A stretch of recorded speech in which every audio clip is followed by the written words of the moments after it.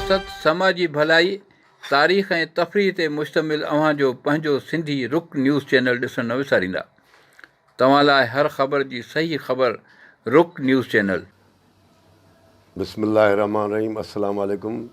जीअं त अॼु अब्दुल भट्टी साहब सां मुंहिंजी मुलाक़ात थी, काफ़ी टाइम न मिलिया हुआसीं। अॼु मुलाक़ात में हुन ॿुधायो त मां हिकिड़ो चैनल थो खोलियां रुख जे नाले सां।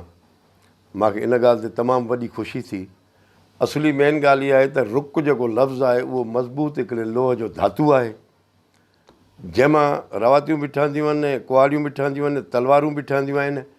उनजो मेन डेफिनेशन इहा आहे त इहा आलात चिॿी न थींदी आहे। इन करे इनखे मज़बूत शइ चई सघिजे थो। जीअं चैनल जो नालो रुख रखियो वियो आहे त उमेदु आहे त इहो चैनल बि मज़बूत ई रहंदो ऐं सिंध जी ख़िदमत कंदो रहंदो। असांजूं हमदर्दियूं आशीर्वाद भट्टी साहिब सां शामिलु आहिनि। असली इन खां अलावा हिकिड़ी ॿी तारीख़ बि आहे, जेका रुख स्टेशन ते, जेका हबीब कोट जे भरिसां हिकिड़ी रुख स्टेशन आहे, उते हिकिड़ो सिंध जो ॻाइणो भॻत कंवरराम, जेको हिंदू सकाफ़त सां मुंसलिक हो, उनजो उते क़तलु थियो हो। इहा बि हिकिड़ी रवायत आहे। इहा ई चैनल जी ॻाल्हि कयईं। असांजो हमदर्दियूं उन सां शामिलु आहिनि। अलाह ताला हिन चैनल खे सिंध जी ख़िदमत करण जे लाइ कामयाबु कंदो। भट्टी साहिबु तमामु सुठो क़दम खयों आहे, जंहिंमें मां हुनखे मुबारकबाद पेश थो कयां। भट्टी साहिब सां मुंहिंजा तमामु वॾा पुराणा तालुकात आहिनि। असां हिकिड़े ॻोठ जा ई आहियूं।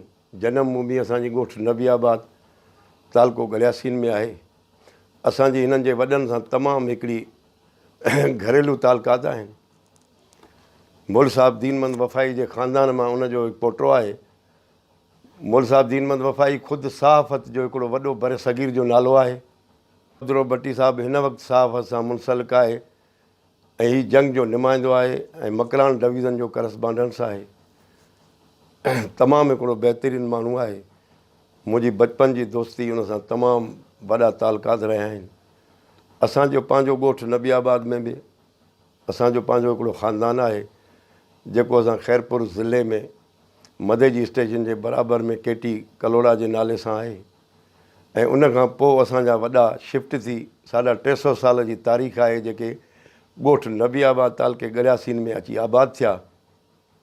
ऐं उनखां पोइ असां सां शुरूअ खां वठी वफ़ाई ख़ानदान गॾु आहे ऐं तमामु हिकिड़ो बर सगीर जी उन्हनि जी हिकिड़ी तारीख़ आहे, जंहिंजो मुल साहिबु दीनमंद जे ख़ानदान मां जेका मशहूरु शख़्सियत अली नवाज़ वफ़ाई साहिबु, जंहिंजी पाकिस्तानी चौक ते प्रेस क्लब हुई, जेको जाम सादिक अलीअ जे दौर में मिनिस्टर बि रहियो।